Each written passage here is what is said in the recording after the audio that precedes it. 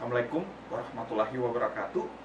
Perkenalkan, nama saya Agung Pratama Syaus, kelas B, jurusan Ilmu Komunikasi, semester 2, Fakultas Ilmu Sosial, Universitas Negeri Gorontalo.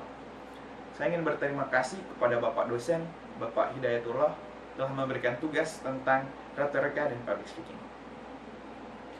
Jadi, saya di sini akan sedikit membahas tentang peraturan pemerintah untuk mencegah atau menangani penyebaran virus COVID-19 atau yang kita kenal dengan virus corona.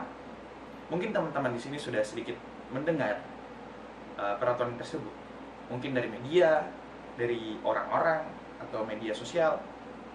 Jadi peraturan tersebut bernama PSBB atau yang mempunyai singkatan dari pembatasan sosial berskala besar. Peraturan yang diterbitkan Kementerian Kesehatan atau Kemenkes dalam rangka percepatan penanganan COVID-19 agar bisa segera dilaksanakan di berbagai daerah. Aturan PSBB tercacat pada Peraturan Menteri Kesehatan Nomor 9 tahun 2020. Jadi peraturan tersebut masih baru. PSBB dilaksanakan selama masa inkubasi terpanjang dan dapat diperpanjang jika masih terdapat bukti penyebaran. Jadi PSBB akan terus berlangsung jika penyebaran di suatu daerah atau suatu provinsi itu masih terus berlangsung. PSBB juga diberlakukan pada daerah-daerah zona merah. Contoh adalah Jakarta. Dan sekarang PSBB akan diberlangsungkan di Provinsi Sulawesi Selatan atau di Kota Makassar. Tapi pemerintah Makassar mengambil tindakan untuk mensosialisasikan selama 1 minggu tentang kegiatan PSBB.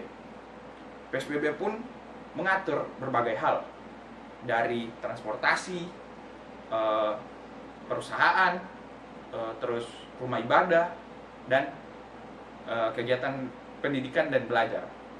Dalam PSBB, pendidikan belajar mengajar itu dilakukan dalam jaringan atau biasa kita kenal dengan online, karena dilarang untuk melakukan kegiatan belajar mengajar secara tatap muka. Terus untuk rumah ibadah itu pemerintah tidak melarang terjadinya kegiatan ibadah di masjid atau di tempat ibadah lainnya. Di rumah ibadah itu hanya diizinkan untuk mengingatkan, atau contohnya kayak azan, itu tidak dilarang.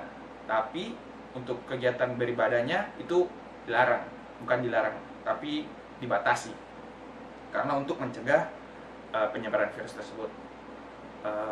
Terus dalam zona perusahaan atau aktivitas bekerja, pemerintah melarang perusahaan untuk membuka gerai tokonya atau perusahaannya tersebut, karena itu akan mempercepat penyebaran virus corona tersebut.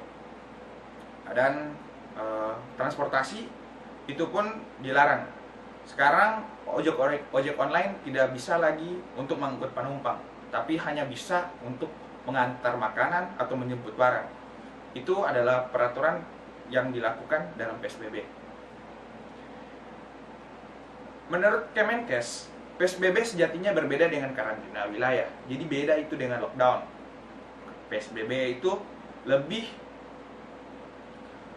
tidak diperkenankan untuk beraktivitas di luar rumah.